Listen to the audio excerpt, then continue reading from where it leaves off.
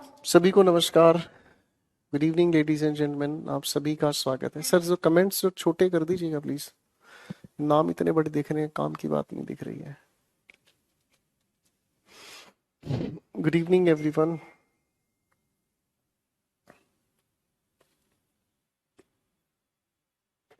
कैसे हैं आप सभी? आप सभी का स्वागत है।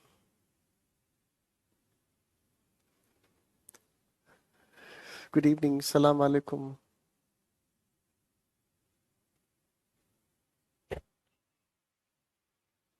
सलाम वालेकुम वाला इंसान कहाँ से है? आपकी तबीयत ठीक है ना? आप तो बिल्कुल ठीक है। आप कहाँ से हैं? Good evening, good evening, good evening.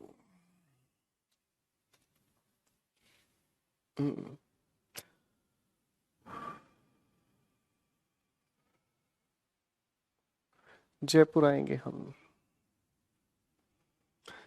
तो पिछली क्लास में क्या किया था दोस्तों हम लोगों ने? थोड़ा सा याद दिलाओ, फिर आगे पढ़ते हैं।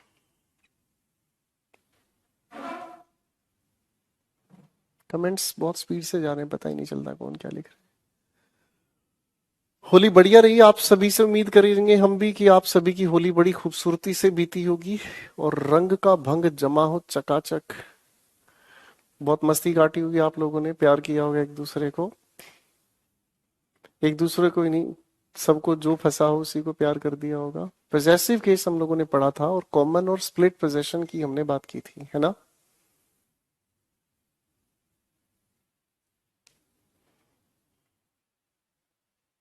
चलिए, तो आइए दोस्तों शुरू करते हैं अपने सफर को। और पोजेशन की बात हम कर रहे थे। अच्छा, पिछली क्लासेस में एक दो सवाल जो हमने किए थे उसको समझने का काम करते हैं, ठीक है?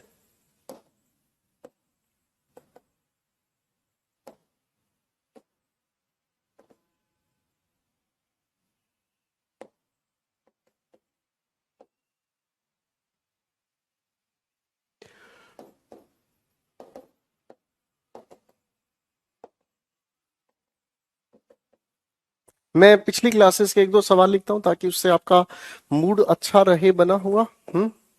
ठीक है भाई।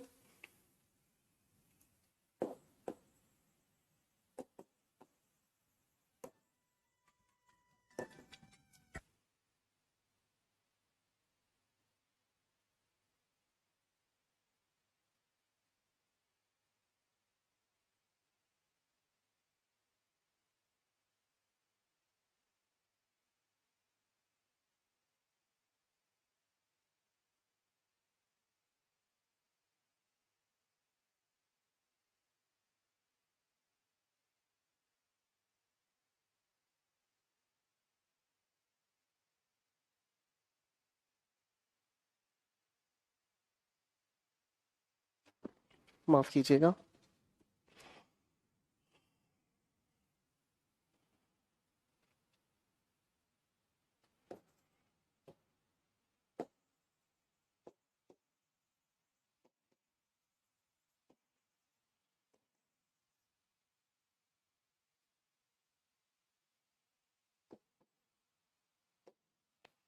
दो तीन सवाल लिखूंगा, ज्यादा कुछ नहीं है जी।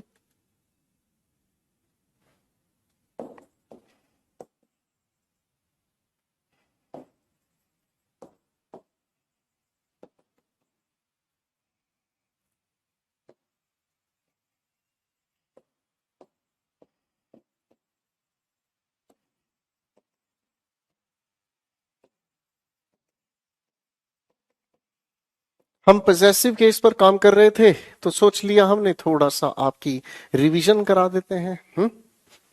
थोड़ा सा आप लोगों की रिवीजन करा देते हैं, है ना? रिवीजन भी हो जाएगी और अगली बातों को पढ़ने के लिए इंटरेस्ट भी आ जाएगा।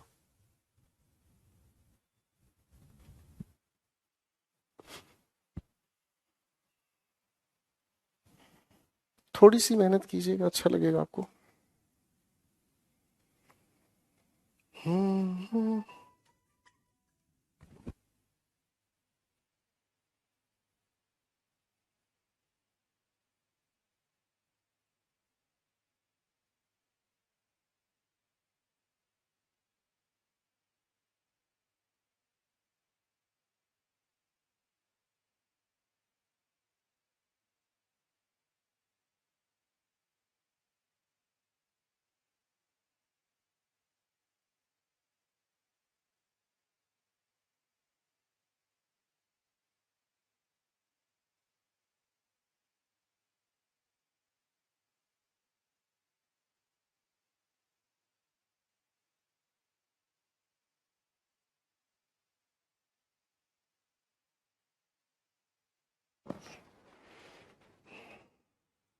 आंसर बताओ भाई।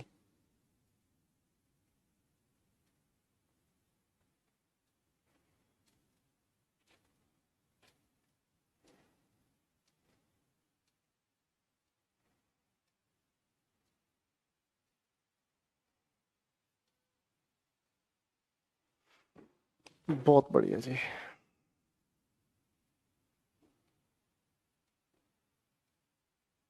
चलो भाई, बन गई है बात। चलिए अब इसको थोड़ा सा समझने का काम करते हैं। क्वेश्चन नंबर 1 की अगर हम बात करते हैं तो हमने एक छोटी सी बात समझी थी दोस्तों कि सीक्वेंशियल जो पोजेशन है वो कभी भी ठीक नहीं माना जाता। इसके लिए हम एक शब्द के साथ पोजेशन बनाकर चले, ठीक है जी। और आगे हम लोगों ने लिखा राजन्स मदर। और ये जो भी कुछ लिखा इसे हमें छेड़ने की आवश्यकता नहीं है, ये हमने पढ़ा है पिछली क्लास में। ऐसा कुछ नहीं है कि हम बिल्कुल नई चीज सीख रहे हैं और आपको डराने का काम कर रहे हैं। क्वेश्चन नंबर 2 को देखते हैं। Sneha's and Heena's husband could do this. अब आप एक बात तो जानते हैं कि स्नेहा को एक अलग पति चाहिए, हीना को एक अलग पति चाहिए। भाई दोनों के अलग अलग पति हुए तो अलग अलग पति होने का मतलब पति एक ना होकर प्लूरल हो जाना चाहिए, ठीक है। नेक्स्ट क्वेश्चन की बात कर रहे हैं, देव एंड प्रीतिज फ्यूचर। अब किसी दो इंसान का एक फ्यूचर नहीं हो सकता, दोनों इंसान का अलग अलग फ्यूचर होना चाहिए। दो इंसान का एक फ्यूचर नहीं हो सकता, ठीक है ना। फिल्मों की बात अलग है कि एक दिल दो जिस्म जान बकवास होती है वो सब बातें। फ्यूचर का प्लूरल बनाने की आवश्यकता नहीं है और इसी की वजह से सिंगुलर यहां पर भी अपने आप में ठीक है, ठीक है। चलिए जी, ये पिछली क्लासेस की हैं बातें, आप लोगों ने पढ़ा है। फ्यूचर का प्लूरल नहीं बनता बेटा, फाइन। चलो अब आते हैं, थोड़ी बात आगे लेकर चलने की कोशिश करते हैं, ठीक है ना जी। एक प्यारी सी चीज हमें समझनी है दोस्तों। वो प्यारी सी चीज क्या है? उस प्यारी सी चीज को हम कहते हैं कंपाउंड नाउन। हम इस प्यारी सी चीज को क्या कहते हैं बच्चों? Compound noun. अब कंपाउंड नाउन क्या हुआ? कंपाउंड नाउन हमें समझ में आया, ठीक है।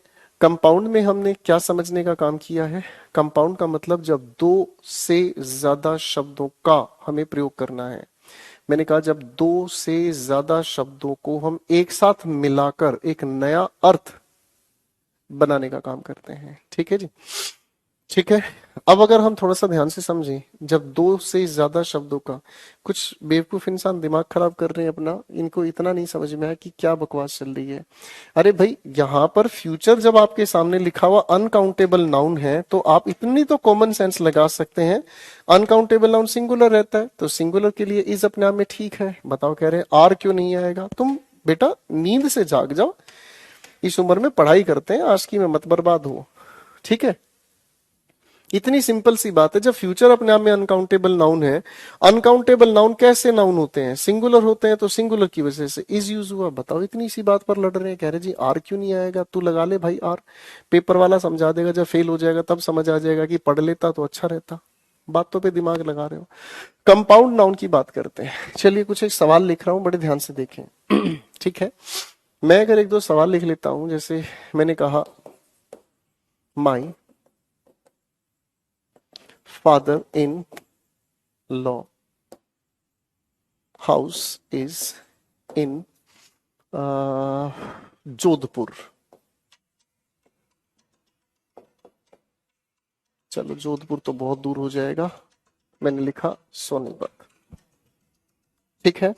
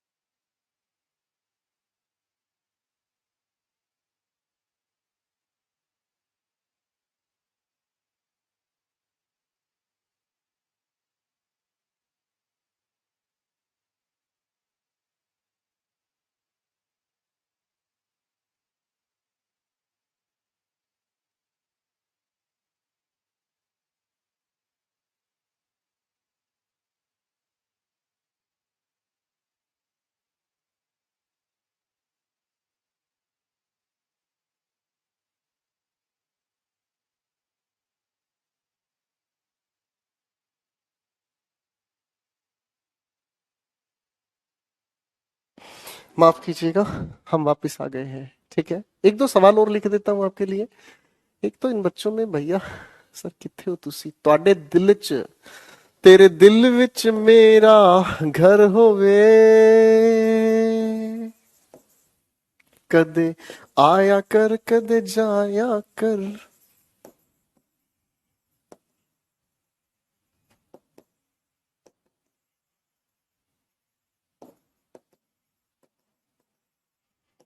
बड़ा अच्छा गाना है भाई, है ना? बड़ा आदमी अच्छा है। कुछ सवाल लिख रहा हूं, ध्यान से दिखाने का काम कीजिएगा। हम्म, चलो।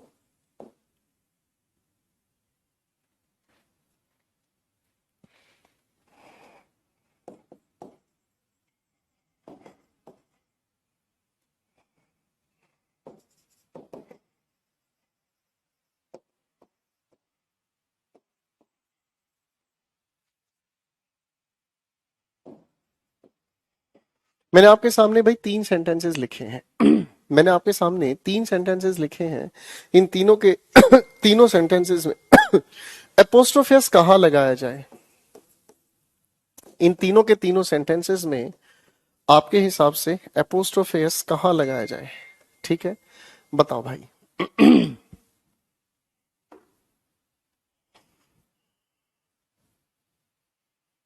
इन तीन सेंटेंसेस की बात हम कर रहे हैं।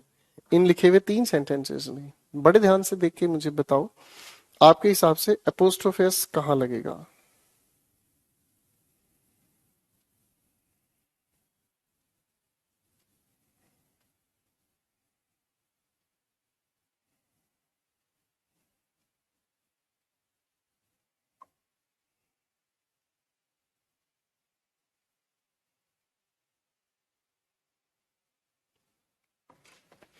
अब आप इन सभी के सभी लिखे हुए सेंटेंसेस को ध्यान से देखोगे तो इन सेंटेंसेस के अंदर जो हमारे शब्द लिखे हुए हैं, इन सेंटेंसेस के अंदर जो हमारे शब्द हैं, इन सभी के सभी शब्दों को इनफैक्ट हम एक नाम से जानते हैं। और ये जो लिखे हुए शब्द हैं, इन सभी के सभी शब्दों को हम कंपाउंड नाउन के नाम से जानते हैं।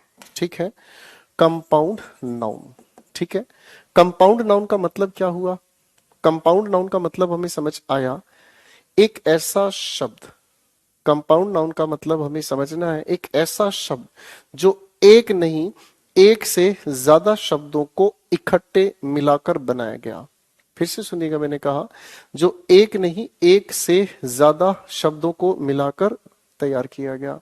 अब ऐसे कंपाउंड नाउन को जब हम एक से ज्यादा शब्दों को आपस में मिलाने की कोशिश करते हैं तो पहली बात तो ये समझना है कि एक नया शब्द बनता है। दूसरी बात, इसका एक नया अर्थ भी निकल कर आता है। इन्हें हम कंपाउंड नाउन कहते हैं, जो एक नया शब्द भी बने और साथ साथ एक नया अर्थ भी निकलने का काम करे। ठीक है, ये हुई बात। जैसे अगर मान लीजिए मैं अगर आपके सामने एक शब्द लिख रहा हूं, ब्रदर इन लॉ, थोड़ा सा ध्यान से समझने का काम कीजिएगा। मैं अगर इन शब्दों को अलग अलग समझने की एक कोशिश करूं, ठीक है, अलग अलग समझ, मैंने कहा ब्रदर मीन्स भाई, इन का मतलब में, लॉ का मतलब कानून, तो क्या इसका अर्थ ये सही है? भाई में कानून, क्या ये कहना सही है? आप कहोगे रे सर ये तो बदतमीजी है। हाँ या ना? ये तो कतई पॉसिबल नहीं है। भाई में कानून का क्या लेना देना है? आप जब इन सभी के सभी शब्दों को आपस में मिलाओगे तो इन सभी के सभी शब्दों का अर्थ निकलता है ना भाई साहब? इन सभी के सभी शब्दों का अर्थ कुछ और ही निकलता है। हाँ या ना? तो ऐसे लिखे हुए शब्दों में अगर हमें पोजेशन बनाना हो, ऐसे लिखे हुए शब्दों में अगर हमें पोजेशन बनाना हो तो भाई हमें इनके साथ, अच्छा एक लिख रहे हैं जनाब साले साहब, अच्छा साले और साहब भी हैं, खतरनाक हो तुम बेटे। तो भाई इस लिखे हुए कंपाउंड नाउन की अगर हम बात करते हैं तो एपोस्ट्रोफेस अगर हमें लगाना है तो हम इसे लगाने का काम करते हैं, is placed at the last element या लास्ट वर्ड कह लीजिएगा। ठीक है ना जी? जब भी हमें पोजेशन बताने के लिए एपोस्ट्रोफेस लगाना है तो एपोस्ट्रोफेस हम हमेशा आखिरी शब्द पर लगाने का काम करते हैं, आखिरी शब्द पर लगाने का काम करते हैं। जैसे अगर मैं आपके सामने अभी लिख रहा था ब्रदर इन लॉ, तो भाई ब्रदर इन लॉ में पोजेशन अगर आपको बताना है तो इसके आखिरी शब्द पर एपोस्ट्रोफी एस लगाओ और उसके बाद बताना क्या चाह रहे हो, उस रिलेशन उस पोजेशन को आखिर में लिखने का काम करो। तो लिखोगे ब्रदर इन लॉज चलो यहां पर एक छोटी सा पोजेशन बता देते हैं, ब्रदर इन लॉज वाइफ, ठीक है ना। तो यानी कि साले की बीवी, साले की बीवी, भाई आपके साले की, सर एक तो इस गौरव बदतमीज को यहां से हटा दो, उल्लू का पट्टा लिख रहा है मेरे कमेंट्स नहीं पहुंच रहे हैं, क्या तेरे कमेंट्स क्या पंजाब जाएंगे? अबे दिमाग के इससे पैदल इंसान पढ़ने पे क्यों नहीं दिमाग लगाता तू? हे भगवान या खुदा इसे थोड़ी बुद्धि बख्शे, लिख रहा है मेरे कमेंट्स नहीं पहुंच रहा है सर। अबे तेरे कमेंट जाने कहां चाहिए पहले ये बता, पढ़ाई करना चाहते हो क्लास में या नहीं? तुम दिमाग से पैदल हो क्या यार, फर्जी बात। तुम पढ़ाई में दिमाग लगाओ ना भाई, तुम ये क्या लिखते रहते हो मेरा कमेंट जा रहा है या नहीं जा रहा, कहां भेजू तुम्हारे कमेंट को ये बता। बहुत बड़ी मूर्खता है बेटे, पढ़े लिखे इंसानों को अच्छा नहीं लगता है, ये तो छिछोरे लोगों की हरकत होती है। मेरा नाम बोलो सर, मेरा कमेंट जा रहा है सर, मेरी बीवी दिख रही है सर, मेरी गर्लफ्रेंड दिख रही है सर, सुधर जाओ बेटा। अब इस लिखे हुए सवाल में थोड़ा सा ध्यान से देखेंगे तो बात ये समझ में आई, किसी भी कंपाउंड के आखिर में अपोस्ट्रोफी एस लगाकर हम रिलेशन बताते हैं, ठीक है जी, इजी है। अब थोड़ा आगे देखते हैं, हमारे सामने लिखे हुए इन सवालों को अगर थोड़ा सा ध्यान से देखें, ठीक है। अब इन क्वेश्चन पर दिमाग लगाओ भाई, हमारे सामने लिखे हुए इन सवालों में हमें अगर पोजेशन बताना है तो भाई साहब ये पोजेशन गलत हुआ, ये पोजेशन, फादर इन लॉ, सब शब्द इकट्ठे मिलकर एक अर्थ तैयार करते हैं, तो आखिरी शब्द के साथ एपोस्ट्रोफी एस बनाने का हमें लगाना है, ठीक है जी। आगे लिखा हुआ है देखो दूसरे सवाल में क्या लिखा है, मेंबर ऑफ पार्लियामेंट। अब इसकी अगर हम बात करते हैं तो ये सब शब्द इकट्ठे मिलकर एक पोस्ट का निर्माण करते हैं, मेंबर ऑफ पार्लियामेंट, तो एपोस्ट्रोफी एस यहां लगाना गलत हुआ। पासर बाई, जो लोग राह चलते हैं, जो लोग राह चलते हुए घूमते फिरते हैं उन्हें हम कहते हैं पासर बाई, एपोस्ट्रोफी इसके आखिर में, इस पर तो पोजेशन बताया गया है तो ये भी गलत हुआ और ये भी गलत हुआ। यहां तक बात समझ में आ रही है जी, हाँ या ना? यहां तक की बात समझ में आई भाई? एक मिनट रुको बच्चों, कुछ लोगों को टाइम पास करने वाले कमेंट करने हैं, पहले एक बार रुको, मैं थोड़ा सा इनको लेकर इनका इलाज निकलवा देता हूँ, रुक जाओ बेटा। कुछ लोगों को सिर्फ टाइम पास करने के लिए कमेंट करने होते हैं, उनके कमेंट की वजह से पूरी क्लास का माहौल खराब आता है, उनका इलाज करवा देना जरूरी है ना बच्चों? अब क्वेश्चन को हमने समझ लिया, अब ये हमारे सामने क्या हुआ, किसी भी कंपाउंड नाउन का जब पोजेशन हमें बताना है तो एपोस्ट्रोफे आखिर में लगता है, हाँ है ना। लेकिन इसी से एक दूसरी बात भी जुड़ी है कि जब भी हम किसी भी कंपाउंड नाउन को प्लूरल बनाते हैं, क्या बनाते हैं, प्लूरल बनाते हैं, यहां तो हम क्या बना रहे हैं, पोजेशन बना रहे हैं, यहां तो हम पोजेशन बना रहे हैं, पोजेशन को तो आखिर में अपोस्ट्रोफी एस लगा दिया, ठीक है। अगर हमें प्लूरल बनाना है तो प्लूरल बनाने के लिए हम लिखे हुए शब्द के साथ एस जोड़ने का काम करेंगे, भाई हाँ है ना। जब एस को हम जोड़ने का काम करेंगे तो दोस्तों एस को जोड़ने के लिए हमें क्या करना होगा, एस को जोड़ने का काम हम करेंगे, इसे हम जोड़ने का काम करेंगे, is added to the major word, is added to the major word, जो हमारे सामने लिखा हुआ शब्द है, मुख्य शब्द है, उसी के साथ हम एस या ईएस को जोड़ने का काम करेंगे, ठीक है। यहां तक समझे? अब देखो मैं आपके सामने सवाल लिख रहा हूं मैं अगर वही ऊपर वाला ही शब्द लिख रहा हूं, मैंने आपके सामने लिखा, यहां लिखता हूं, मैंने कहा ब्रदर इन लॉ, इसका प्लूरल क्या होगा, जरा लिखकर दिखाएं। मैंने आपके सामने लिखा मेंबर ऑफ पार्लियामेंट, प्लूरल बनाएं, क्या होगा, इन सबके प्लूरल बनाने हैं आपको और कुछ नहीं करना, ठीक है। पासर बाई, पासर बाई उस इंसान को कहते हैं जो दाएं बाएं से निकलते हैं, रोड राह चलते लोग जो है रोड पर देखने को मिलते हैं, जो राह चलते लोग होते हैं, दुनिया भर के लोग हैं, घूमते फिरते भटकते नजर आते हैं, ठीक है।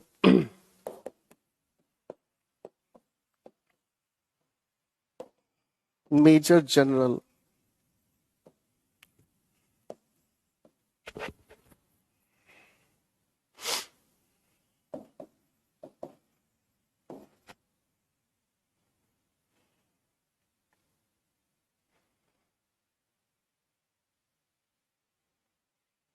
और भी कोई शब्द लेना चाहो लिख लीजिएगा। Commander in chief. इन 4-5 शब्दों के प्लूरल बनाकर दिखाओ फटाफट से। याद रखना बच्चों, प्लूरल बनाने के लिए आपको सिर्फ उन शब्दों पर ध्यान देना होगा जो शब्द सिंगुलर से प्लूरल मुख्य शब्द के आधार पर बनेंगे।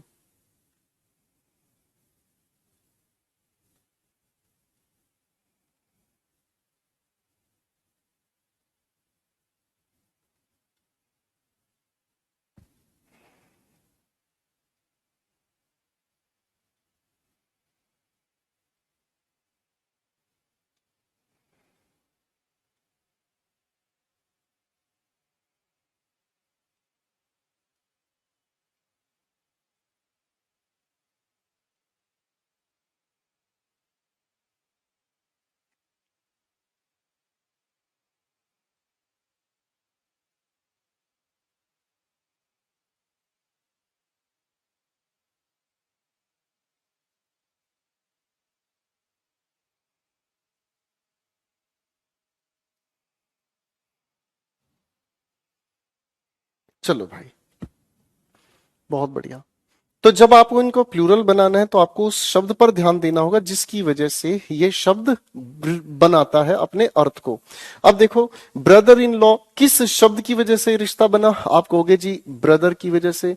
तो अगर आप इस लिखे हुए शब्द को प्लूरल लिख रहे हो, एक वचन से बहुवचन लेकर जा रहे हो, तो इसे लिखने का काम करोगे क्या चीज? Brothers in law. ठीक है जी। Member of parliament, sir parliament की वजह से थोड़ी कोई पद बना है, मेंबर की वजह से पद बना है। तो अगर आप इसका प्लूरल लिखोगे तो प्लूरल होना चाहिए क्या चीज? Members of parliament. Members of parliament, parliament तो एक ही है, उसके अंदर बैठने वाले मेंबर का ही तो प्लूरल बनाओगे। ठीक है भाई। अगला सवाल लिखा है हमारे सामने। पासर बाई, बाई तो एक प्रेपोजिशन, इसको थोड़ी छोड़ेंगे। प्लूरल अगर बनाना है तो पासर बाई। ठीक है। मेजर जनरल, सर आप जानते हैं मेजर हमारे सामने असली पोस्ट है, इसलिए हम क्या बनाओगे? Measures general. आगे लिखा हुआ हमारे सामने, ठीक है, कमांडर इन चीफ। तो आप जानते हैं कमांडर इन चीफ में चीफ की कोई लेना देना नहीं है, कमांडर शब्द है जिसकी वजह से ये पद बना है। ठीक है जी। तो बहुत सिंपल है ये सवाल, बहुत प्यारे हैं ये सवाल। ये प्लूरल बनाना कभी कभी आपको गलत दे दिया जाता है। ठीक है। चलो अब आपका थोड़ा सा दिमाग टेस्ट करता हूं, कितनी समझदारी आ गई है आप लोगों के सामने। Brothers in law, brothers in law,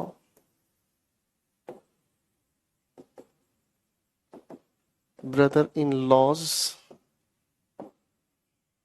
ये कॉमन एरर के फेवरेट सवाल है। मैंने आपके सामने 4 फ्रेजेस लिखे हैं।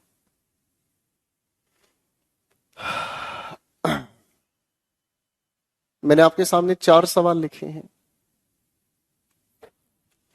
इन चारों में कौन सा सही है, कौन सा गलत है? कितना ही समझा लो, कुछ लोगों का दिमाग ही नहीं चलता। मेजर की स्पेलिंग लिख रहे हैं MEJOR। मेजर की स्पेलिंग लिख रहे हैं MEJOR। लाहौल विला कुवत।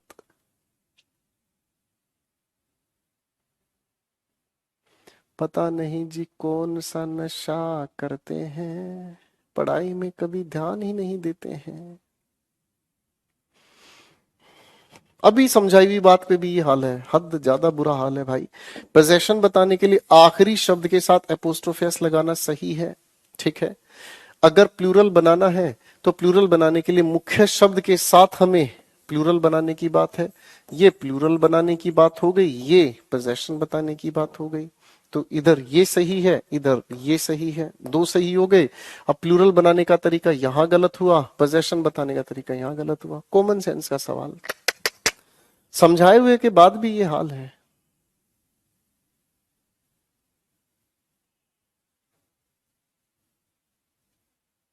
चलिए कोई बात नहीं, जो ध्यान से नहीं पढ़ते हैं अक्सर वही क्लास में अटकते हैं। चलो जी, ये हो गया बच्चों हमारे पोजेशन के खेल का पूरा रोल। ठीक है। अब दोनों को बातों को आगे लेकर चलते हैं। अब लेके चलने वाले हैं एक नई चीज।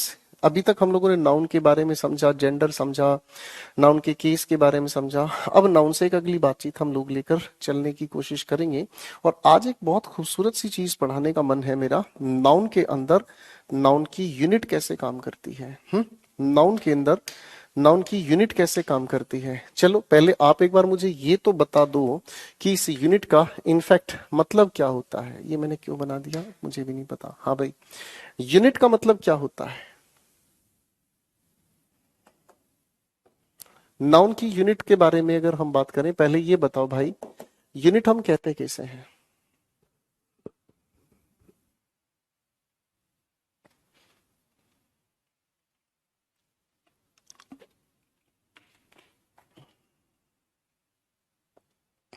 तो यूनिट बेसिकली एक ऐसा शब्द होता है यूनिट बेसिकली एक ऐसा शब्द होता है जिससे हम किसी भी संख्या को गिन सकते हैं या माप सकते हैं। ठीक है, यूनिट एक शब्द हुआ जिससे हम किसी संख्या को गिन भी सकते हैं और माप भी सकते हैं। हाँ है ना, मापने के लिए भी आप शब्द बहुत सारे यूज करते हैं, गिनने के लिए भी आप बहुत सारे शब्द यूज करते हैं। तो इस यूनिट की अगर हम बात करते हैं, आओ इस यूनिट के खेल को समझते हैं। और सबसे पहले सवाल पर मैं आपको लेकर चलना चाहूंगा। फाइन, चलिए। तो बातों को समझने के लिए एक काम करते हैं, मैं कुछ एक सवाल लिखता हूं।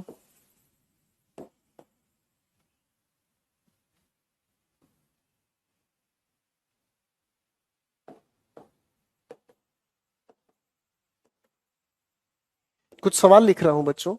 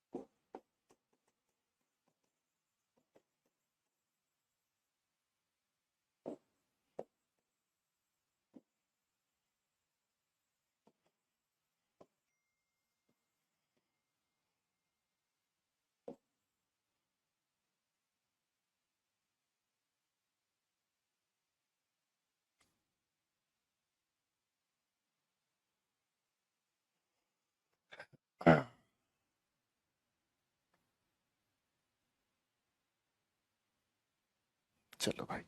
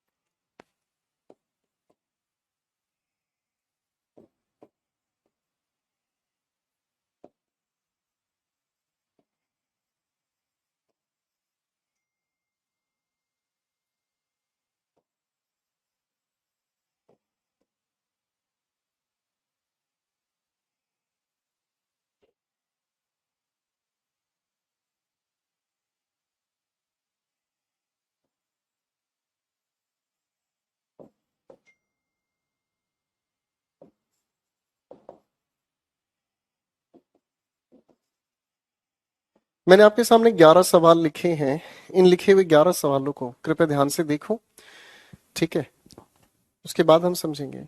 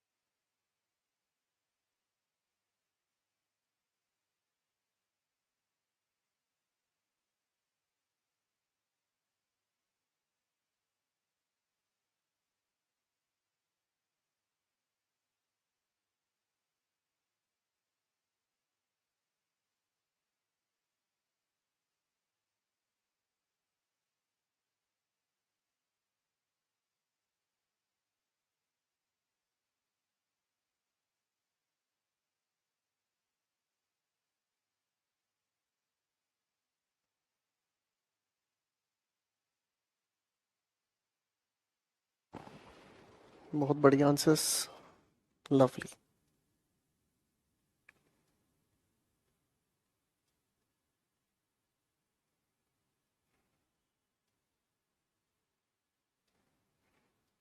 चलिए जी, that's great and even your answers are great.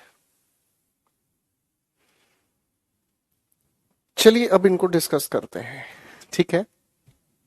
इन सभी की सभी बातों को थोड़ा सा समझने की कोशिश करते हैं, ठीक है ना? अब इन सभी के सभी सवालों को अगर ध्यान से देखें तो किसी की संख्या गिनी गई है, किसी की संख्या की जगह मात्रा गिनी गई है, ठीक है? अब इस यूनिट को थोड़ा सा हिस्सों में बांटकर हम समझने का काम करेंगे। और पहला एक तरीका है जब हमारे सामने कोई भी संख्या या मात्रा डेफिनेट बनाकर बताई जाती है, ठीक है? जब सबसे पहले हमारे सामने, ठीक है, बताने का काम किया डेफिनेट, यानी कि जब संख्या निश्चित हो। अब जब संख्या हमारे सामने निश्चित है तो संख्या निश्चित बताने का तरीका क्या हुआ? लिखे हुए जो भी हमारे सामने स्ट्रक्चर्स हैं इनके अंदर पहले हम बताते हैं न्यूमेरल। न्यूमेरल का मतलब संख्या सूचक शब्द, ऐसे शब्द जो संख्या बताने का काम करते हैं उसे न्यूमेरल कहा जाता है। पहली बात ये हुई, ठीक है? जब हम इस न्यूमेरल के ठीक बाद आगे लिखने का काम करें तो क्या लिखा? यूनिट लिखा। और इस यूनिट के ठीक बाद अगर हमें लिखा हुआ नजर आता है नाउन, तो कृपया इस बात का ध्यान रखा जाए कि इस न्यूमेरल के बाद आई यूनिट और इस यूनिट से पहले इस यूनिट के बाद लिखा नाउन, तो आने वाली जो भी हमारी ये यूनिट है हम इसे हमेशा सिंगुलर ही रखते हैं, सबसे पहली बात, ठीक है? अब अगर इस खेल को समझ लिया है, इस खेल को अगर समझ लिया कि पहले संख्या उसके बाद यूनिट और उसके बाद नाउन, तो बीच में आई यूनिट को हम सिंगुलर ही रखते हैं। तो क्वेश्चन नंबर 1 को भी इसी तरीके से बनाकर चलते हैं। ये लिखा 10 हमारे सामने न्यूमेरल है, आगे लिखे थाउजेंड्स यूनिट है और लिखा रुपीज हमारे सामने एक नाउन है, तो बीच में आई हुई यूनिट को हम सिंगुलर ही रखते हैं। पहली बात समझ में आई? पहली बात समझ में आई? क्लियर है भाई? अब क्वेश्चन नंबर 2 पर काम करते हैं। शी सोल्ड 3 इंचेस थ्रेड्स, ठीक है जी। अब अगर हम ध्यान से देखें तो सवाल को खूबसूरत तरीके से देखा जाए, 3 अपने आप में न्यूमेरल है, इंचेस यूनिट है और आगे थ्रेड्स जो लिखा है ये क्या है हमारे सामने? एक नाउन है, है ना? अब आप एक चीज जान रहे हैं कि भाई थ्रेड जो शब्द है नाउन है ना? तो बीच में आई यूनिट को प्लूरल बनाने की आवश्यकता नहीं है, कहना चाहिए 3 इंच थ्रेड्स, ठीक है? अब सवाल आगे देखते हैं, ठीक है? आई सॉ, अच्छा एक चीज आपको पता है कि थ्रेड जो है वो मटेरियल नाउन है। थ्रेड धागे को कहते हैं यार, कॉमन सेंस की बात है। तो मटेरियल नाउन का प्लूरल बनाने की आवश्यकता भी नहीं है। क्वेश्चन नेक्स्ट देखें। I saw a 6 feet snake.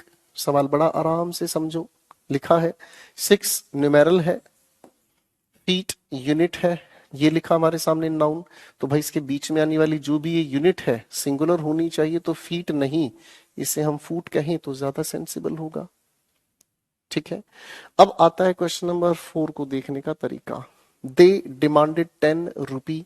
अब आप यहाँ एक बहुत प्यारी चीज समझ पाओगे, और वो प्यारी चीज क्या है, यहाँ लिखा है 10, संख्या बता रहा है, यहाँ लिखा है रुपी। आप ध्यान से देखोगे तो यहाँ पर संख्या लिखी और यहाँ यूनिट लिखी, इसके बाद कोई नाउन जैसी चीज तो है ही नहीं। अरे हाँ है ना, तो आपको ये महसूस हो रहा है कि अरे सर इस रुपी को प्लूरल बनाओ ना, हाँ कि ना, इस यूनिट को प्लूरल बनाओ ना, हाँ या ना। अब इसको अगर हम प्लूरल बनाते हैं तो ये तो सुंदर लग रहा है, दे डिमांडेड 10 रुपीज, कोई दिक्कत नहीं। अगले सवाल पर अगर हम कहते हैं आई वेटेड फॉर 3 वीक, तो आपने कहा 3 न्यूमेरल है, ये यूनिट यहां लग रहा है कि प्लूरल होना चाहिए, तो 3 वीक्स कह देना सुंदर है। अब एक बार क्वेश्चन नंबर 6 पर दिमाग लगाना और क्वेश्चन नंबर 6 को देखकर बताना क्या 2 के साथ ये फीट लिखना सही है, क्या ये 2 के साथ फीट लिखना सही है। सोचो समझो और मुझे बताओ।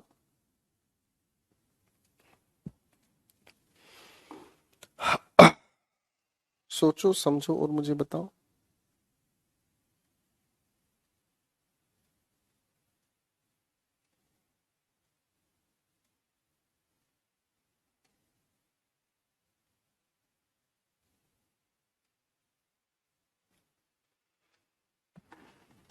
तो इसमें गड़बड़ है, हाँ है ना।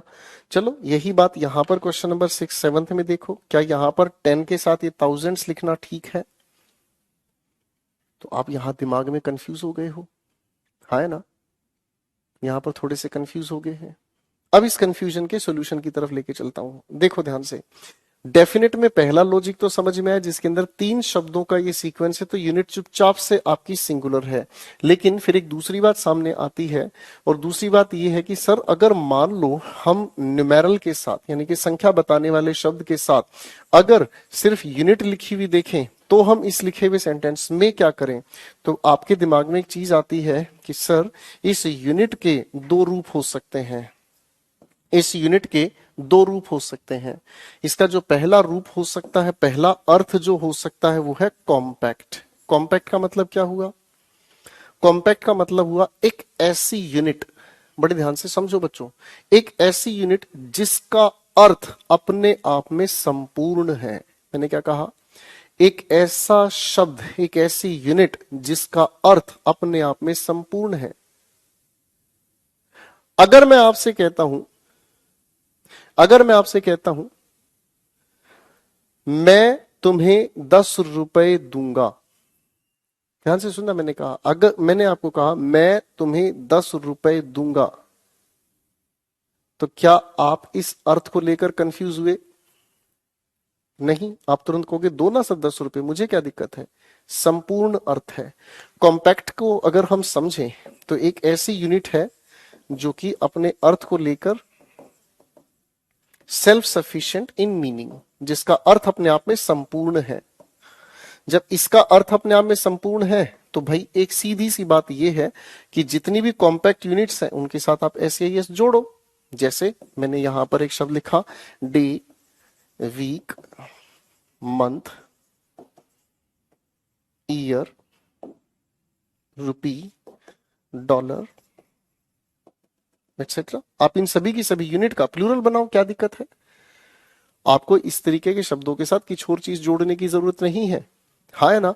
अब अगर मैं आपके सामने कहता हूं, अगर मैं आपके सामने कहता हूं कि मुझे 10 फुट दो, ध्यान से सुनना, मैं अगर आपको कहता हूं मुझे 10 फुट दो, तो आपके दिमाग में एकदम से सवाल ये आएगा, 10 फुट क्या दूं सर, 10 फुट पाइप दूं, रस्सी दूं, 10 फुट का लकड़ी का कोई डंडा दूं, सर क्या चीज दूं।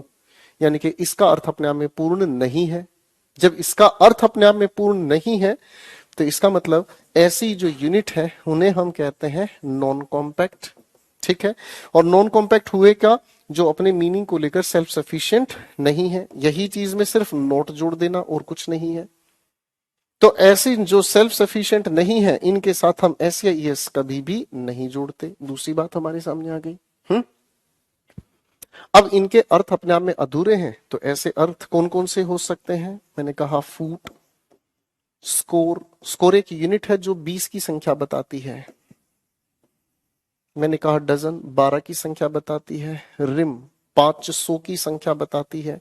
ठीक है जी। अगर हम कहें 100, 1000, तो ये सारी की सारी जो यूनिट है, लाख, करोड़, ये सारी की सारी यूनिट बिना किसी नाउन के अधूरी है। तो अगर ऐसी है तो इसका कोई अर्थ नहीं निकलता, है ना? बात समझ में आई? तो अब इस हिसाब से अगर समझ आया तो अपने आंसर्स बनाने का वक्त आ गया है। क्वेश्चन देखते हैं। दे डिमांडेड 10 रुपी। तो आप कहोगे सर रुपीज का अर्थ पूरा अपने आप में संपूर्ण है, प्लूरल बना दो, कोई दिक्कत नहीं। इधर लिखा है आई वेटेड फॉर 3 वीक, तो आप कहोगे सर वीक का अर्थ पूर्ण है, प्लूरल बनाना सेंसिबल है। शी सॉट 2 फूट, तो आप कहोगे सर फीट का तो कोई सेंस ही नहीं, पता नहीं उसने क्या मांग लिया है, उसने क्या देख लिया है, तो इसका हमें सिंगुलर बनाना होगा और इसी को हमने ठीक किया, फुट। दे विल टेक 10,000, गलत है पूरी तरीके से, क्योंकि 1000 से ये नहीं पता उसने जो भी लिया है वो 10,000 क्या है। 10,000 ईंट है, 10,000 रुपया है, 10,000 पत्थर है, 10,000 झापड़ लगने हैं, 10,000 क्या है। ठीक है जी, ये बात हमें समझ में आई। ठीक है। अब ये तो सारे के सारे डेफिनेट के खेल रच रहे थे। अब थोड़ा सा चल लेते हैं दूसरी तरफ। मैं आपके सामने एक वाक्य कह रहा हूं, ध्यान से सुनना। मैंने आपके सामने कहा 10,000 रुपए खर्च हुए। मैंने आपके सामने कहा 10,000 रुपए खर्च हुए। ठीक है। तो आपके दिमाग में क्या समझ में आया? सर संख्या निश्चित है, 10,000 रुपए यानी कि संख्या निश्चित है। अगर मान लो इसमें से मैं 10 हटा दूं तो क्या कहना सेंसिबल है? 1,000 रुपया खर्च हुआ या हजारों रुपए खर्च हुए? क्या कहोगे बताओ? 1,000 रुपया खर्च हुआ या फिर आप कहोगे हजारों रुपए खर्च हुए? अगर मैं संख्या हटा दूं तो व्यवहार कैसा होगा बात करने का? बोलो जरा, बताओ। 1,000 रुपया खर्च हुआ या हजारों रुपए खर्च हुए?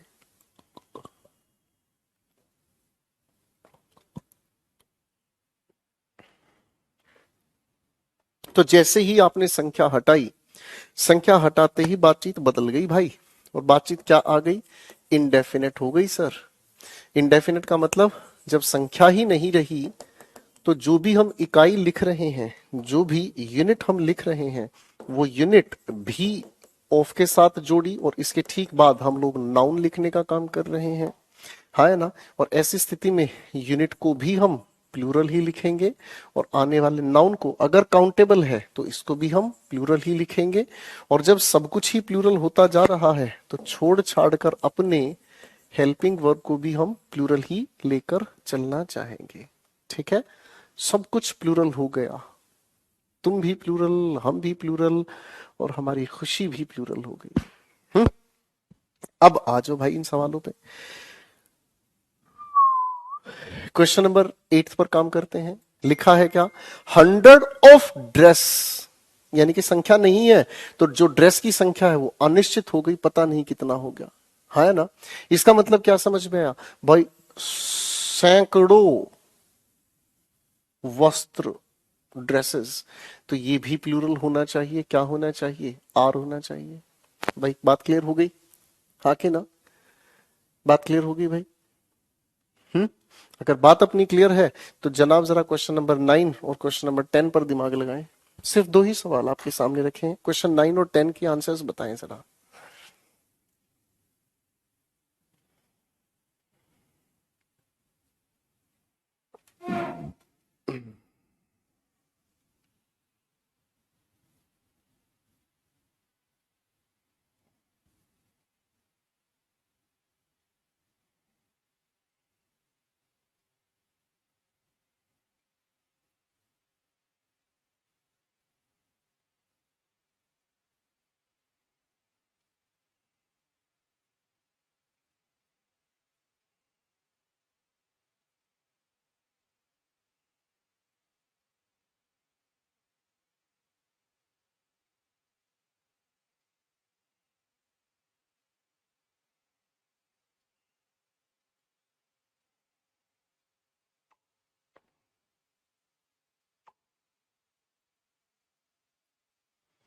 तो सभी के सभी आंसर्स बिल्कुल क्लियर हैं। तो इसको ठीक करना होगा। थाउजेंड ऑफ पेज संख्या नहीं है, तो जो भी यूनिट हो, चाहे कॉम्पैक्ट हो चाहे नॉन कॉम्पैक्ट, फर्क नहीं पड़ता, सब कुछ प्लूरल चलना चाहिए। इसकी जगह आर का यूज किया गया। क्वेश्चन को ध्यान से देखेंगे। अब इस क्वेश्चन को ध्यान से देखेंगे। लिखा है लैक ऑफ, देखो संख्या ही नहीं है तो भैया इसको भी हम प्लूरल बनाएंगे, थाउजेंड को भी प्लूरल बनाएंगे, कैंडिडेट को भी हम प्लूरल बनाएंगे, और इस हैज को हटाकर इस हैज की जगह हम हैव को भी प्लूरल लिखेंगे। हाँ है ना। अब एक सवाल बनता है दिमाग में, अरे भाई, अब एक सवाल बनता है दिमाग में, और सवाल क्या है? सवाल ये बनता है कि सर पहले लाखों का जिक्र करें या हजारों का जिक्र करें? तो आप लोगों ने यूनिट पढ़ी है, मैथमेटिक्स में पढ़ाई है, इकाई, दहाई, सैकड़ा, हजार, 10,000, लाख, 10 लाख। इंग्लिश में पढ़ते हैं वंस, टेंस, हंड्रेड्स, कुछ याद आ रहा है? थाउजेंड्स, 10,000, लैक्स, 10 लैक्स। तो आप करने वाले क्या है? अरेंजमेंट करते हैं असेंडिंग ऑर्डर में। अरेंजमेंट आप करते हैं किसमें? असेंडिंग ऑर्डर में, यानी कि छोटे से बड़े की तरफ। इसका मतलब क्या हुआ? पहले आप लेकर आएंगे किस यूनिट को? थाउजेंड्स को, और उसके बाद आप लिखने का काम करेंगे किसको? लैक्स को। यानी कि हजारों लाखों कैंडिडेट्स अपने रिजल्ट का इंतजार कर रहे हैं। लॉजिक समझ में आया? पहले छोटी यूनिट, उसके बाद बड़ी यूनिट, बड़ी यूनिट, बड़ी यूनिट लेते हुए चले जाएं। ठीक है जी। ये क्वेश्चन आई डोंट रिमेम्बर, अभी रिसेंट क्वेश्चन पेपर में देखने को मिला है। ठीक है। प्रैक्टिस बैच में हम पता नहीं स्टेनो करा रहे हैं, सीएचएसएल में देखने को मिला ये क्वेश्चन। अब आपके लिए एक सवाल है, ठीक है ना जी। आपके दिल में उतारते हैं क्वेश्चन नंबर 11 को। क्वेश्चन नंबर 11 को थोड़ा ध्यान से सोल्व करके दिखाओ, क्योंकि क्वेश्चन नंबर 11 को सोल्व करने के दो तरीके हो सकते हैं।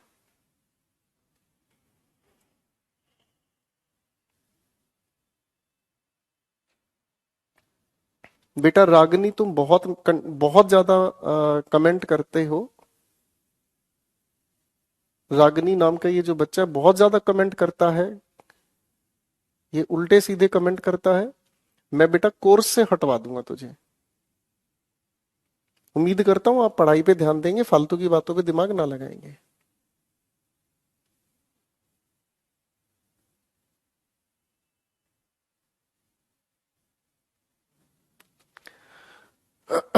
इस क्वेश्चन को ठीक करने के दो तरीके हो सकते हैं।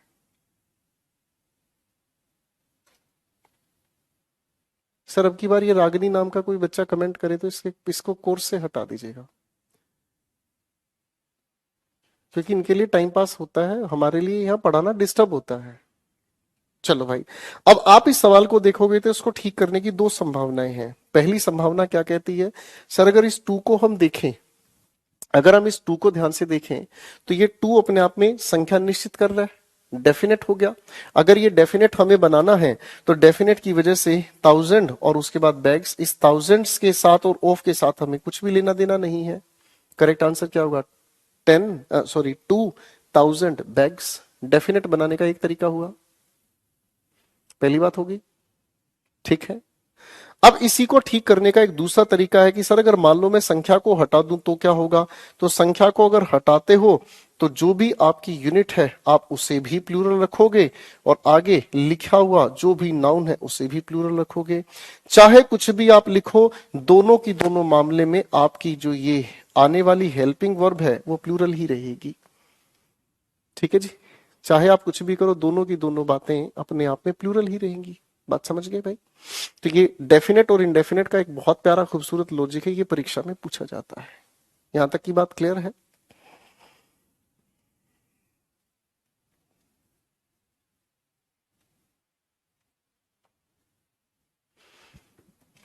बात क्लियर है भाई? ठीक है जी। चलो जी। अब अगर हम इस बात को समझने का काम करते हैं, तो ये हम लोगों ने छोटे छोटे दो लॉजिक्स तैयार किए। अब मैं आपके सामने कुछ बात और लिखने का काम करूंगा। ठीक है। अब जो चीज हम समझ रहे हैं, एक और यूनिट की कैटेगरी आती है जिसे हम कहते हैं आर्बिट्रेरी यूनिट, यानी कि एक ऐसी इकाई, एक ऐसी यूनिट जो यूनिट तो नहीं है लेकिन इसे यूनिट मान लिया जाता है। ठीक है। एक ऐसी यूनिट जो कि यूनिट तो नहीं है जिसे मान लिया जाता है। अब देखो, जैसे अगर मैं कहूं आपको अगर मैंने एक छोटी सी बात आपके सामने कही, जैसे हिंदी लिखते हैं कटोरी भर पानी दे दो। अब इस वाक्य को हिंदी में पढ़कर देखो, आपको अच्छा लगेगा। सवाल लिखा है कटोरी भर पानी दे दो। अब आप एक चीज जानते हैं कि कटोरी अगर बनाई जाए तो कटोरी अलग अलग शक्ल की हो सकती है, हाँ या ना?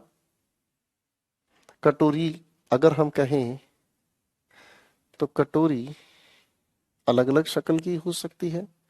अब अलग अलग शक्ल की होने का मतलब क्या हुआ, इनके अंदर मात्राएं भी अलग हो सकती है। ठीक है, यहां तक समझ में आ गई? यहां तक समझ में आ गई भाई? क्लियर है? तो आप अगर इस बातचीत को थोड़ा ध्यान से दें तो इसका मतलब ये एक ऐसी यूनिट है जिसकी अलग अलग शक्ल हो सकती है, अलग अलग मात्रा हो सकती है। तो ये यूनिट नहीं है, हमने इसे यूनिट बना डाला।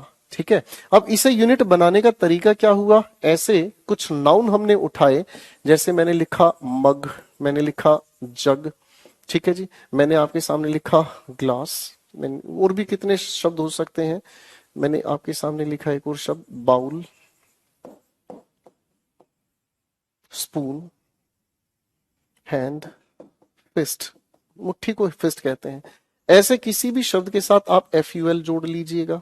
ठीक है, अब ऐसे शब्दों के साथ एफ यू एल जोड़ते हैं तो देखो इनसे सवाल क्या बनता है, जैसे मैंने आपके सामने लिखा टू बाउल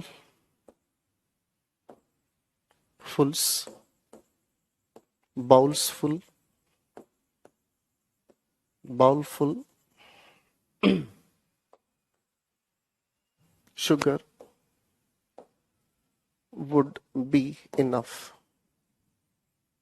एक सवाल मैंने आपके सामने लिखा है और एक और सवाल मैं आपके सामने लिख रहा हूं, हैंडफुल, एक और चॉइस लिख रहा हूं हैंड्सफुल, और एक और चॉइस आपके सामने लिख रहा हूं हैंडफुल्स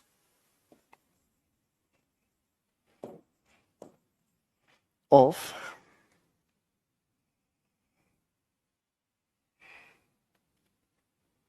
बुलेट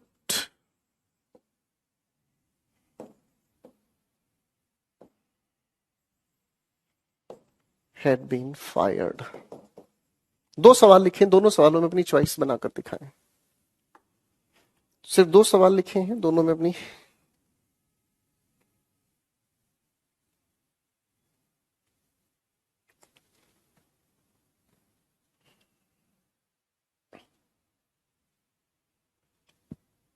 एक सज्जन पूछ रहे हैं बाउल का मतलब क्या होता है। बेटे बाउल का मतलब कटोरी है, अभी थोड़ी देर पहले लिखा भी था।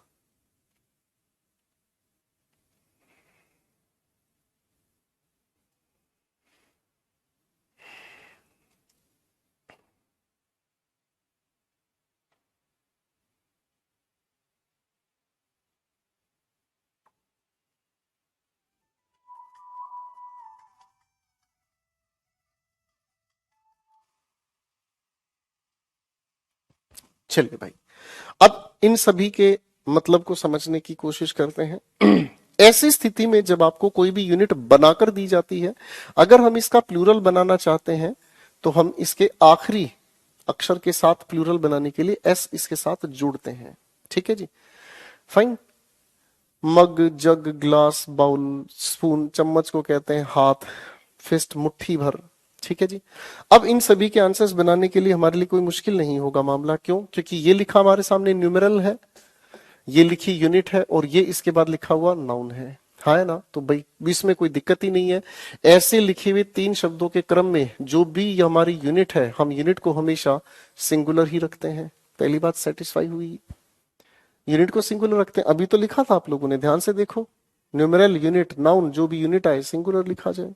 हाँ, अगर इसके न्यूमेरल को हटा दें तो यूनिट भी प्लूरल, नाउन भी प्लूरल, और आने वाली हेल्पिंग वर्ब भी प्लूरल, दिक्कत ही नहीं है।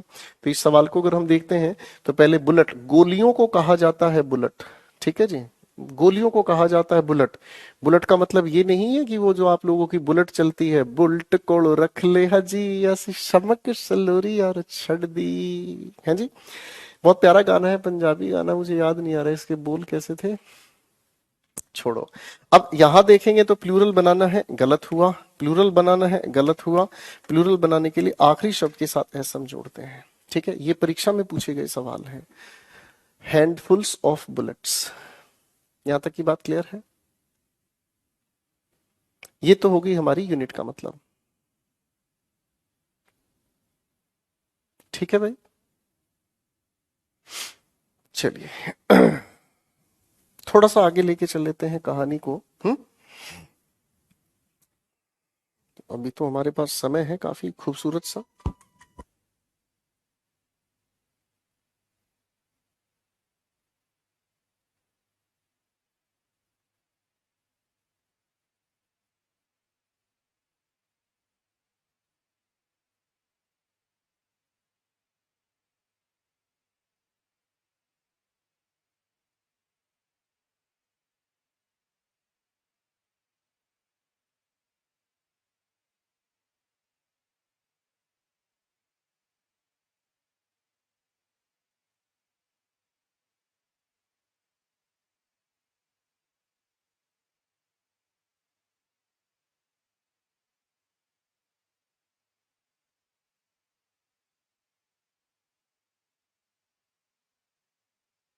तो बच्चों आगे लेके चल लेते हैं इस बात को।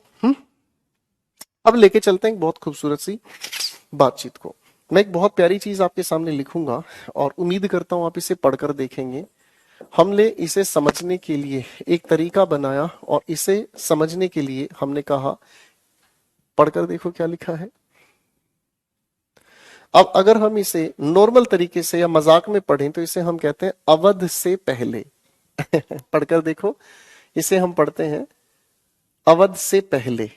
ठीक है, एक एक करके इसे खोलने की कोशिश करते हैं। भाई एक ही अगर मैं बात करूं तो ये बताने का काम करता है अमाउंट के बारे में। इस W की अगर मैं बात करता हूं तो ये बताने का काम करता है वेट के बारे में। वेट का मतलब हुआ वजन। ठीक है, आगे अगर हम पढ़ने का काम करते हैं, आगे अगर हम पढ़ने का काम करते हैं, D की अगर हम बात करते हैं तो इसका अर्थ हुआ डिस्टेंस। H की अगर हम बात करते हैं तो इसे हम कहते हैं हाइट। S की अगर हम बात करते हैं तो इसे हम कहते हैं स्पीड। P की अगर हम बात करें तो इसका मतलब हुआ पीरियड ऑफ टाइम। पढ़कर देखो ध्यान से। ए का मतलब हुआ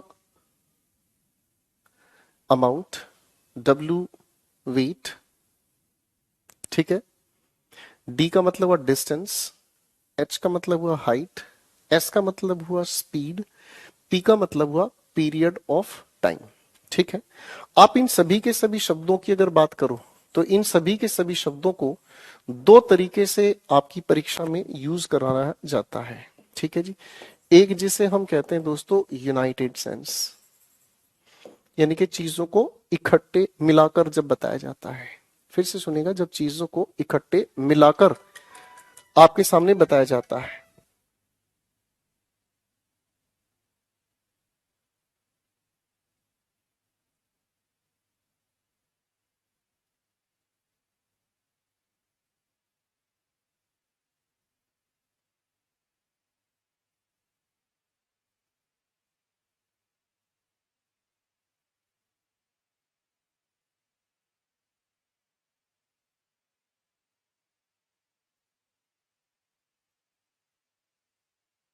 चलिए भाई, अब इसकी बात अगर यूनाइटेड सेंस में हम कहते हैं तो याद रखिएगा इसके साथ हम यूज करते हैं सिंगुलर हेल्पिंग वर्ब।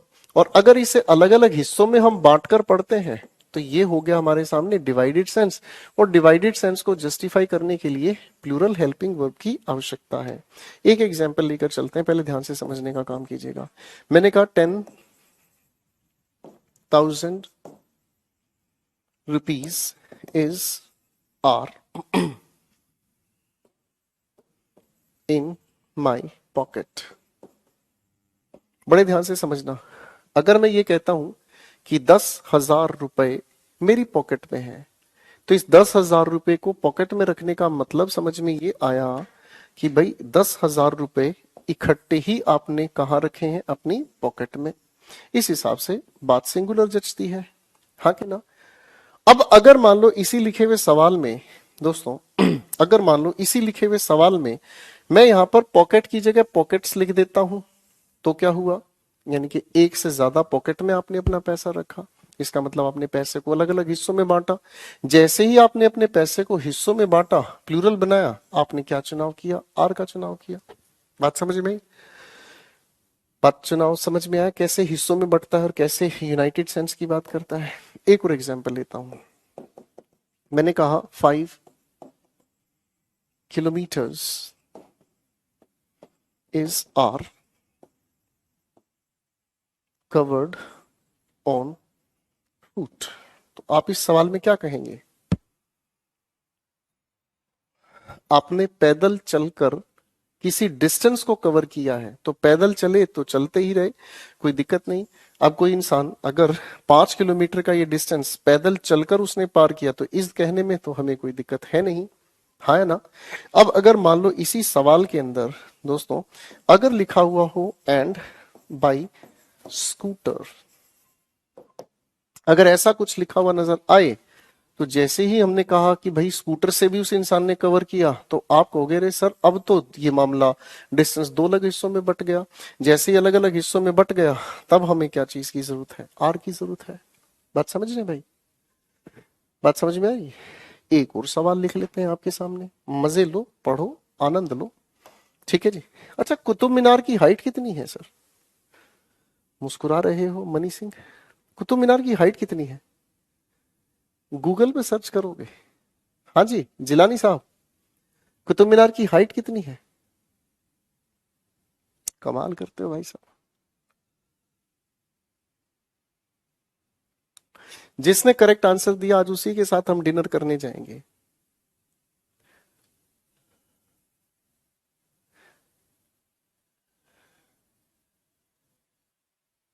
हैं जी? अब एक ने जवाब दिया 234। उल्टे सीधे आंसर दे रहे हैं भाई साहब। अरे उल्टे सीधे आंसर क्यों दे रहे हैं? देखना भाई कितनी हाइट है। 73। ये सब के सब बोगस हैं, कोई पढ़ाई नहीं करता है, सब नालायक हैं। 73 मीटर्स। आगे मैंने लिखा is are the height of. Qutub Minar की हाइट ही बता रहे हैं ना आप? कुतुब मीनार। तो क्या कहोगे भाई? अब कुतुब मीनार की अगर हाइट आप नापने की कोशिश करोगे, तो जमीन से लेकर टॉप तक ही तो नापोगे। जमीन से लेकर टॉप तक अगर हम बताने का काम करेंगे, तो भाई साहब यूनाइटेड सेंस इकट्ठी तो हाइट नापोगे। ऐसा थोड़ी है कि आप अलग अलग टुकड़ों में उसे नापोगे। है जी? क्लियर है? ठीक, छोटा सा सवाल था, समझने के लिए बड़ा प्यारा था, दिमाग लगाने की जरूरत थी। ठीक है। अच्छा, यही जो बात है ना, यही बात जो यूनाइटेड और डिवाइडेड सेंस की है, यही बात कलेक्टिव नाउन के साथ भी काम करती है। आप अगर कलेक्टिव नाउन को समझेंगे दोस्तों, तो कलेक्टिव नाउन के अंदर भी यूनाइटेड सेंस यानी कि सिंगुलर हेल्पिंग वर्ब, और इसी के लिए अगर हम कहें तो भाई डिवाइडेड सेंस, तो ये अपने आप में प्लूरल हेल्पिंग वर्ब। यही बिल्कुल सेम लॉजिक, जैसे दो सवाल आपके सामने मैं लिख रहा हूं, दो सवाल आपके सामने मैं लिख रहा हूं। जैसे एक छोटी सी बात कही मैंने, the party is are ready to take the decision. एक सवाल मैंने आपके सामने लिखा, जिचाने की कोशिश कीजिएगा। The party is are ready to take the decision. ठीक है। और इसी की जगह मैंने एक सवाल लिखा, the committee is are divided over this problem. भाई दोनों सवालों में दिमाग लगाओ।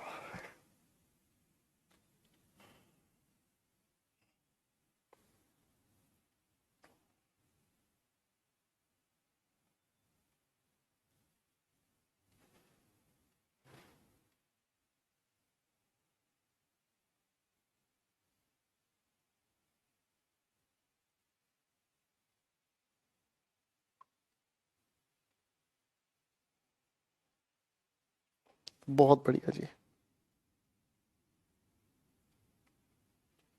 बहुत बढ़िया। चलिए, तो बिल्कुल सरल आंसर इसका हो गया है। तो इसको अगर हम समझते हैं तो बात बिल्कुल सिंपल हो गई। क्या चीज? पार्टी। ठीक है जी, पार्टी जिसके अंदर मेंबर्स हैं। अगर ये अपना डिसीजन लेने के लिए तैयार है तो पार्टी के जितने भी मेंबर्स हैं वो सब इकट्ठे मिलकर किसी काम को कर रहे हैं। अगर सब इकट्ठे मिलकर काम कर रहे हैं तो इसके अलावा कोई और बात नहीं जचनी चाहिए, है ना भाई। जब सभी इकट्ठे मिलकर इस काम को कर रहे हैं तो इस अपने आप में, अब यहां पर अगर हम कहें तो कमिटी, ये भी मेंबर्स का ग्रुप है। कमिटी जब हिस्सों में बट गई है तो इसका मतलब क्या हुआ? डिवाइडेड अगर है तो अलग अलग लोग ही बट गए हैं, तो डिवाइडेड सेंस हो गई आर। ठीक है, तो बच्चों पहले यहां तक की बात को अच्छे से रिवाइज कीजिएगा। ठीक है ना जी, अच्छे से रिवाइज कीजिएगा। जब आप इस चीज को रिवाइज कर लेंगे तो अगली क्लास और भी ज्यादा अच्छे से क्लियर होगी। आज के लिए इतना ही। Thank you very much. पढ़ते रहें और मस्त रहें, व्यस्त रहें। Thank you so much. Take care, love you all. अभी इसके बाद हम लोग, अभी हम इसके बाद सिर्फ 5 ही मिनट के बाद आपके साथ यूट्यूब चैनल पर, यूट्यूब चैनल पर गोपाल वर्मा इंग्लिश पर लाइव रहेंगे।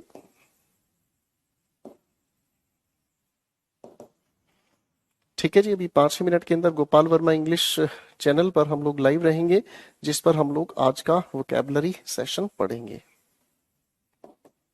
9:15 से चलेगी गाड़ी, तो बस फटाफट से पानी पी लीजिए और फिर तैयार हो जाओ। ठीक है जी, thank you so much ladies and gentleman, bye bye everyone, take care.